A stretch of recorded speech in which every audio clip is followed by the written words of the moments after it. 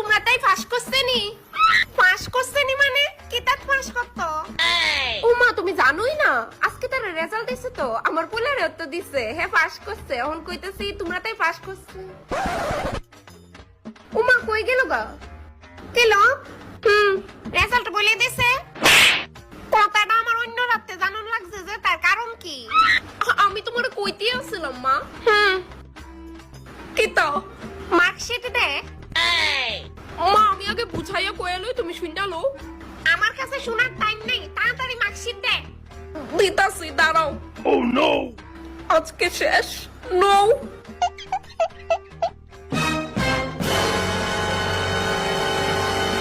Kilo অঙ্কতে fail যে।